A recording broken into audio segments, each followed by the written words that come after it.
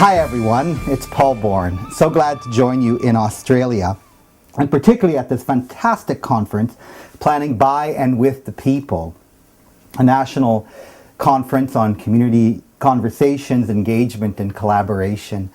I'm so sorry that I can't be there with you. I had really wanted to be there for a variety of reasons. You have such a fantastic array of speakers and just the way that the whole gathering has been put together. Of course, the other reason that would have been great to come is it's your summer, and as you can see by how I'm dressed, it's winter here, and it would have been so lovely to be there with you and to really enjoy this time together. Peter and John asked that I might work at putting together just a short video for you, knowing that I haven't been able to come to this gathering, knowing that I'm hoping to come again in a few months, in July or August, and do a tour of Australia at that time, and coming into a lot of the major cities there in Australia. But I wanted to give you a little taste of the work that we are doing and a little bit about the book that I've written, Community Conversations, that I know that all of you are going to be getting during this gathering and probably just after you've seen this video. So why did I write this book? Why did I write Community Conversations, and what value will it have for people who read it? You know, we've been working here in Canada at trying to understand how a community changes. That's an interesting question. We have so many programs that we offer here in Canada to people who are unemployed, to people who are trying to work at creating a better environment, or just generally a quality of life. And what we're finding is that we've sort of stagnated. It's been really difficult to make progress in terms of the number of people that we're able to help, and to make progress on indicators. It seems like we haven't been able to, and particularly around poverty, made a lot of progress in the last 20 years. And so we started thinking here as an organization and as many groups work together, how might we approach this problem differently? How might we not just help individuals, but affect a whole system of community change? Let me tell you a story. Several years ago, we won an award by the United Nations. We were awarded one of the 40 best practices in the world. It was quite an honor. When I was asked to come up and receive the award, it was a large community celebration. All the mayors were there, and all of the people who had helped us make this incredible achievement were there. And I got up and did the right thing as the executive director. I thanked everybody and said, you know, thanks so much for this great work and the great opportunities that you've created.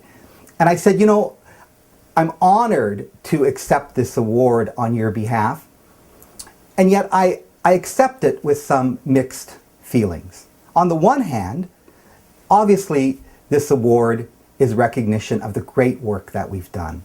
Helped over 5,000 people get back to work, helped over 1,200 businesses get started. KPMG says over 80% of those have survived longer than 5 years, twice the national average. We set up an incredible plant closure team that increased the placement rate from 52% up to 98%. When a plant went down, a team would go in and relocate all those workers within 6 months. So on that hand, we've had this great achievement, and it's something that we need to be proud about. On the other hand, our success has had not the same kind of outcomes on a systemic level or on a community-wide level. You see, poverty has actually increased by 5% in the length of time that we have had this incredible achievement. You know, I've been working with my business colleagues, I said to the audience, and I said, you know, it seems interesting that when you lose shareholder wealth, you're not recognized, you're actually fired. And so I said, of course, to the audience at that time, and you probably know the ending by now, that I should be fired rather than recognized. You can tell why that didn't go over too well with the audience. Anyway, we went on at that point to use that event, and we created a campaign. A campaign that would begin to look at the community differently, that would bring an entire community together, and that we would move into a prolonged conversation about what poverty was. We're trying to understand it from the business perspective. We were trying to understand it from government at all levels. We were trying to understand it from the place of people living in poverty and the human service sector that was trying to help people in poverty. And we brought everyone together and we started talking and we started thinking about what was going on. And in many ways, I think we were doing more unthinking than we were thinking. Well, it was remarkable. The community got very, very excited. We decided that we would make it a Millennium Campaign. This was in 1996. And we launched a campaign to move 2,000 families out of poverty by 2000, which would then officially make Waterloo Region the lowest level poverty in Canada. And we thought it would be a great gift for the millennium. So it was really this experience that began to help us rethink how it is that we might enter into a community and how we might work differently with our community. And we started to put together campaigns that would ask the private sector, business sector, how can you help people move out of poverty? And many of them started to put together their own projects. We started a campaign called the Just One, and we asked companies, would you just take one family out of poverty? Over 200 companies agreed and did just that. We asked governments to review their policies about are they really a poverty-friendly government? You know, do their policies work? I remember the city of Kitchener reviewing everything, writing a 30-page report with 3 pages of recommendations, and in each one of those recommendations, sort of pointing out how they might be able to open access to city services and help the poor in a better way. So that was really the work that began to unfold. Not-for-profit organizations began to be creative and innovative. We created funds that allowed them to try out new ideas, to experiment. And in a sense, the system as a whole, the whole community started to rally around this. But at the center of all of this were community conversations. They were people talking, people engaging with each other, people having a tremendous sense of who are we in all of this. And hearing each other's stories and in a sense collectively creating a new story. And those became the community conversations. It was quite an exciting time, and for me it was really the highlight of my working life. When that began to wind down, we had sort of met our goal, around 1,700 families. We didn't reach the 2,000 by the end of 2000, so our millennium goal wasn't reached, but we surpassed that within 6 months and have continued to work at reducing poverty in this creative way. Well, it was an inspiration to a lot of other communities, and they came forward and they asked whether they too could learn from this and work together to create vibrant communities and reduce poverty in their cities. And so to that end, a number of us got together, including our foundations, the J.W. McConnell Family Foundation, the Maytree Foundation. We worked with a very large social policy institute called the Caledon Institute, and we formed another collaborative at a national level to help a number of cities get started. Today, 12 cities are working at this, working at reducing poverty, trying to better understand how it is you mobilize a community, and then that becomes the work of Tamarack, is to study that, to support them, to bring funding to them, and help their work to be a greater success. And that's at the end why I wrote Community Conversations, because I was able to go into each one of these cities and see the work unfolding and see how they were going about doing their work. And many of these cities would be working for 12 to 24 months in conversation with their communities. As a matter of fact, many of them would say that's the hardest thing for them, was actually helping their communities to stay in conversation and to rethink what was going on. You know, it's interesting when I think about what's happening in our communities today. I'm not sure that we need to work harder to solve the issues that are facing us. And I'm sure it's the same in Australia. All of you work extremely hard to make great communities. I'm not sure that even means that we should be working smarter. I mean, I've never met so much talent as I've met here in Canada and abroad, and I'm sure it's exactly the same in Australia. And if I was there, I'm sure I would be meeting and talking with you, and you're an incredible group of people. Australia has an incredible quality of life. You're doing fantastic work. I'm not sure we need more reports, and I don't even know if we need more money. We're spending a tremendous amount of money on human and social development in our countries. Our countries are doing quite well. But why is it that there always is a percentage of people that are falling through the cracks? Why is it that there's always a percentage of people that are not being helped? And in Canada, it's about 20% of the population. In many ways, we say that the system, the human development system that has been created in Canada, and I'm sure quite similar to Australia, is working for about 80% of the population, but 20% of the population, for some reason, is not able to be supported in that way. And so we have a lot of poverty and other issues that are facing us. So what's our choice? You know, it's not to work harder, it's not to work smarter, then what is it? And that's what we really have been thinking here in Canada, and trying to think through, what is that? What needs to change? And that's part of the reason for our conversation, because we believe that we need to reorganize as a community, that we need to think differently about how it is we are working together. We need to go beyond partnering. We need to go beyond having these meetings that just talk about the issues, and we need to start thinking about how we can enter into our communities as a system, really understand what is going on, and then change together to address that. I want to tell you another story. I used to do a lot of work in Northern Ireland. We used to bring here to Canada kids that had got involved in the Troubles. They were sort of 19 to 24 years of age. They were either IRA or UFF. We could always tell by the tattoos that they had on their arms.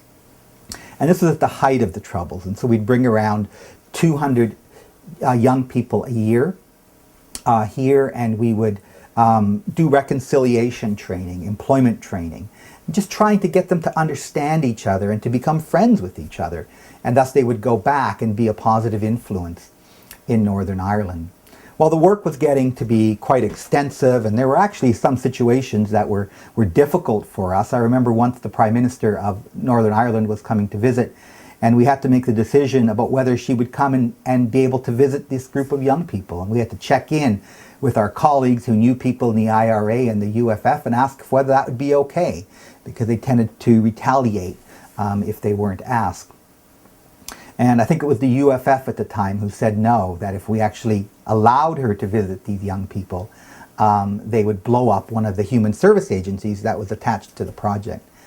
So you can tell our board was sort of getting a little bit tired of this and saying, look, there's a lot of problems in Canada. Let's focus on those. We are a large organization. We have lots to do.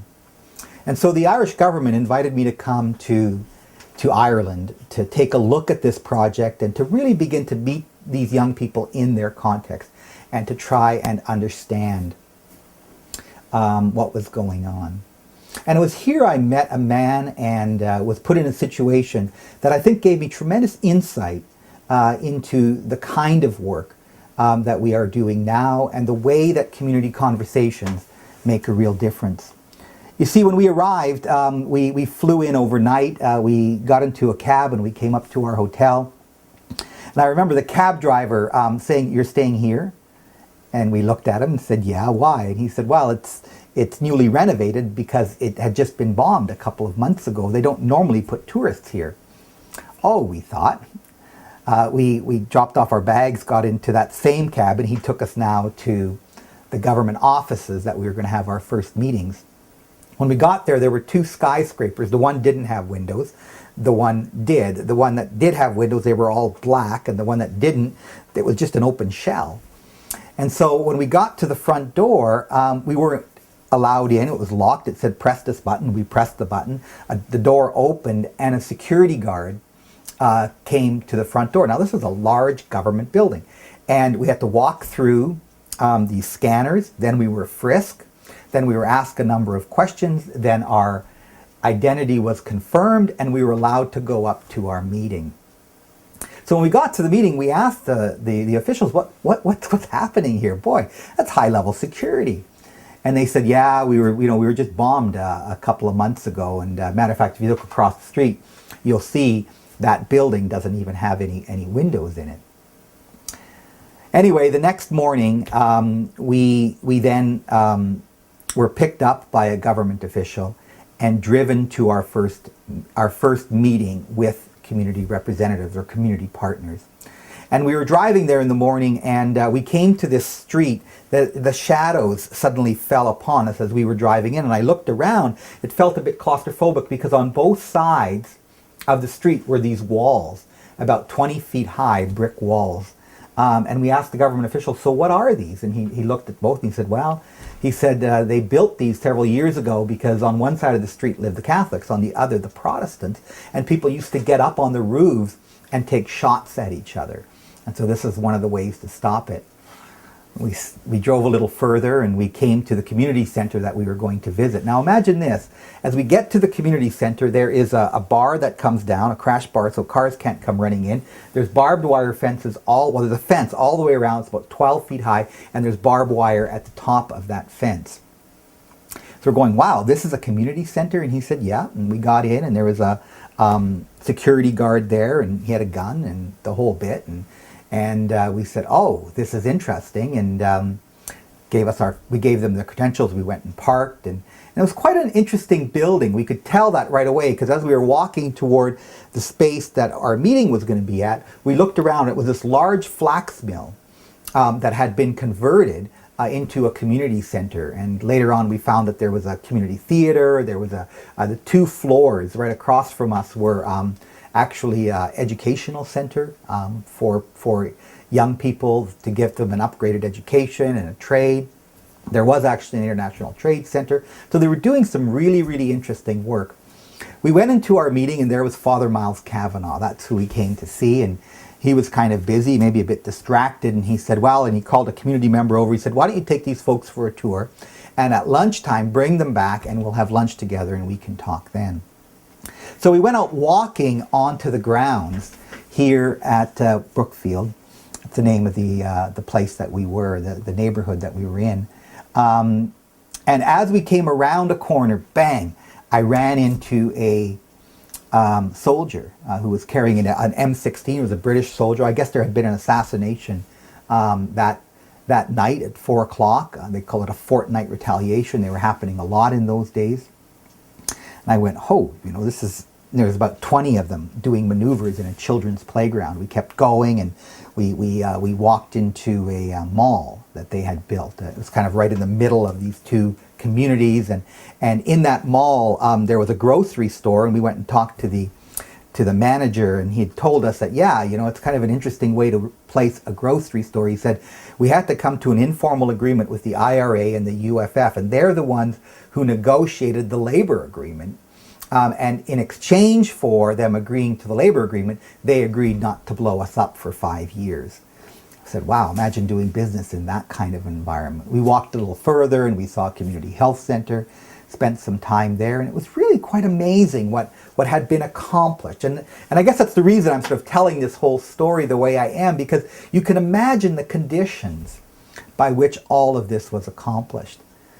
We sat and we had lunch with Father Miles Kavanagh and some members of the community, and he talked and he told us many, many stories, and they were very engaging, though we couldn't get a word in edgewise. And I remembered sort of finding the time or the place where I might be able to get a question. And just at the right time I said, Father, and he stopped for a moment, and I said, Father, I need to ask you a question. And he sort of sat back in his chair, and I said, this is just really quite amazing. Now he was quite interested because he recognized he was going to be getting a compliment. And I said, Father, how did you do all this? Like, it's just incredible what you guys have accomplished. And then I remember at that moment him being fairly quiet, which was unusual for him. And he looked at the people around the table, and he thought for a moment. And then he said something that I'll never forget. And it's really something that I think I've been spending most of the last 10 years trying to figure out. he looked around and he said, "We listened and we gained a corner on the obvious." We listened and we gained a corner on the obvious. I immediately asked him, "Father, what?" And just as I was going to say, "What does that mean?" he went off to tell another story. It had nothing to do with what he had just said. But I thought, how profound of a statement. And I've been thinking about that ever since. What did he mean? What did he mean that we listened and gained a corner on the obvious? And then as I thought about that some more, I came to the conclusion that I want to be that person. I want to know how to listen. I want to know how to achieve the obvious. That idea or that approach that when I came into a community, it would just work because it was so obvious. It's exactly what was needed. And I've given that a lot of thought, and I think a lot of the work that we did in Waterloo region around Opportunities 2000 to reduce poverty, a lot of the work that we do in vibrant communities across Canada to reduce poverty, and a lot of this book, Community Conversations, is really trying to answer that idea, or to try to find maybe the obvious in the obvious. What is it? What does it mean to gain a corner on the obvious? How does one actually do that? And so, in the book, you'll see when you get it that there are 4 chapters in the first half. The first chapter is about conversing. And I actually tell this story of Father Miles Kavanagh. It's one of the first stories that I share with you. And I try to understand, I try to bring across the point that conversing is more than having a conversation. It's more than a group of people getting in a room and having a talk with each other. That it's kind of a structured journey. That it's a place in which people open up to each other. What I think that was unique about what Father Miles Kavanagh did is that he entered into the problem. He situated himself inside of the issue. And he sat himself right in the middle of the groups, and he brought them together over time. And so listening wasn't just something that they did once. Well, matter of fact, I mean, if you've ever taken one of those creative listening courses, the course where you sit across from someone and they tell you something. I took one of these when I was in seminary. And the person across from you tells you their story per se, and you're supposed to be sitting there and listening very well to them. And then you're supposed to repeat back to them what they've just said in a way that makes them feel heard. And I can just always remember in the back of my mind my teacher saying, "Very good, Paul, but a little more empathy with that." Well, Father Miles Kavanagh neither had the empathy nor did he ever take that course. He was not a listener in that sense. But the organization that he had created had this intense quality of being able to find out what was going on, being able to really understand what the needs of the people were, and had a way of entering into a conversation that was much more than words. Now, of course, it was words. I mean, there was a way of them finding people together and having conversations. They would hold large conversations. There was a tremendous sense of democracy going on all around. But it was not with the intent of just talking. It was really in the intent of sorting out what was necessary. And I often think about that in terms of our work. Imagine if we were that in place in a community. Imagine if our policymakers in government were actually inside of communities where things were happening and really hearing what was going on instead of interpreting it through many levels of here in Canada we call it bureaucracy, many levels of approval and thinking and sorting and intellectualism instead of sort of being present and understanding that. And so there's a whole range of ideas and techniques that I talk about in terms of conversing. Now, that's only the first part of what Father Miles Kavanagh taught me. The second one is the importance of engagement, and that's the second area of work that I write about. You see, when people are in conversation, when people are involved in something and they feel like they are shaping something, they themselves become engaged in the work. They themselves become excited about the work. It becomes their work. I think that is so important, and it's one of the reasons why often in our vibrant communities across Canada, and what we found in Opportunities 2000, is that it takes a long time to get people to this point. There needs to be a lot of conversation before people really own it and make it their own. And the thing is that it doesn't mean that when people they're not all sort of getting it at the same time. They're not all becoming engaged at the same time. There are different levels of engagement. And as people engage in this conversation with each other, as people engage in the work together, they themselves become more committed to the work. And so that's another key area of ideas. So conversing that leads to engagement, which then leads to collaboration. Now, we've learned a lot about collaboration in the last 7 years through the work of Tamarack. Matter of fact, we started out by sort of trying to understand that this is the work that we were to do. We often talked about Tamarack as being a place that would help communities to work better together and to make the work of working together easier and more effective. We eventually called that collaboration. And then working in the communities, we used to call it comprehensive collaborative community initiatives, sort of working at the whole community issue at one time, working across sectors, working multi-sectorally with business, government, the voluntary sector, people living in poverty, everyone coming together in conversation, learning and talking together, and then coming up with some sort of unified plan. Now, this was incredibly important to us because, you know, as I had said at the beginning, when we work together to work harder or smarter or to put more money at the issue, I don't really feel is all that is necessary. I mean, sometimes that's necessary, but we don't see that often. What we really see is a new form of organizing, that somehow the system that cares about an issue, be it about a better environment, be it a better quality of life, be it safer water, be it a safer community, all of the people that issue affects and that care about that issue are somehow brought into agreement. And by being brought into agreement, they are then able to come up with new ideas and ways of working together. And in a sense, by having that common vision and creating some form of organizational structure by which to live out that vision, that's really the collaboration, that work in common. And then people go back to wherever they do their work, but they're working together in a more unified way because they have a common understanding of what they're trying to do together, and then they're working together to do it.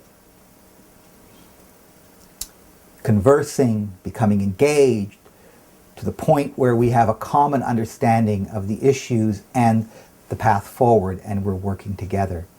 And then there's actually the work of doing the work. Now, this is an interesting one because so often we enter into the work thinking that is the work.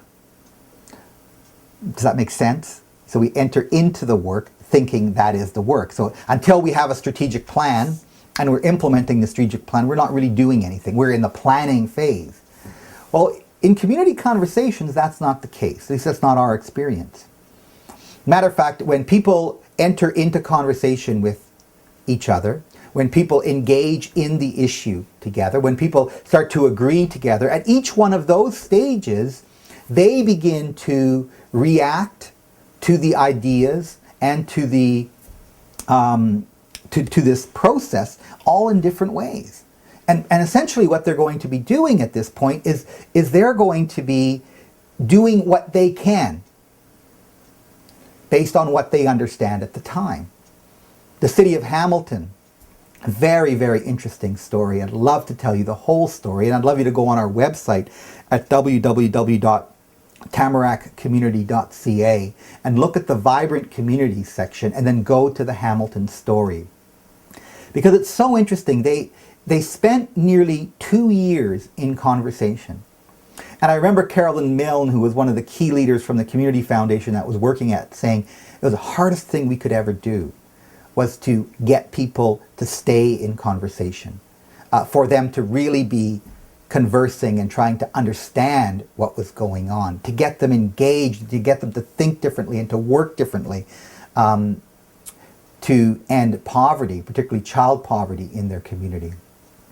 Well, I remember when they launched their plan, and I was at their meeting, big community celebration, about 350 people in the room, and they laid out, or they sort of read off the litany of all the things that had been accomplished while they were writing the plan. Over $5 million had been redirected in that community.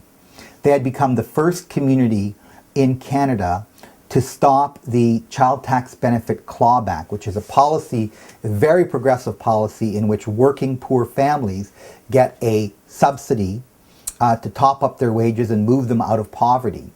Now, if you're on social assistance, that gets clawed back even if you are working part-time. So it's a bit of a money grab by local municipalities, which we all thought was law, but Hamilton said it was unethical and stopped doing it, and then we found out it wasn't law, so now a lot of other communities are doing it. This is a fantastic kind of idea that they brought forward. They had helped many, many people find jobs. Many corporations had changed the way that they were working. Matter of fact, they had impacted over 11,000 people living in poverty just during the time that they were having the conversation. So during these community conversations, things don't stop at all. Matter of fact, it's part of the process. The conversations never end. Planning never ends. Doing never begins. It starts at the beginning, and it's always part of the process. Now, in some senses, once there is a community plan and it is implemented, and you'll learn more about that in the book, things really start to have a more of a strategic focus, and the energies are put onto specific projects that we would often call high impact projects. Anyway, I could talk to you for a very long time about this. I get very excited when I talk about community conversations. I'm going to love coming there in July or August and spending a whole day, I hope, with you and telling stories and hearing your stories and engaging in your energy and excitement around this.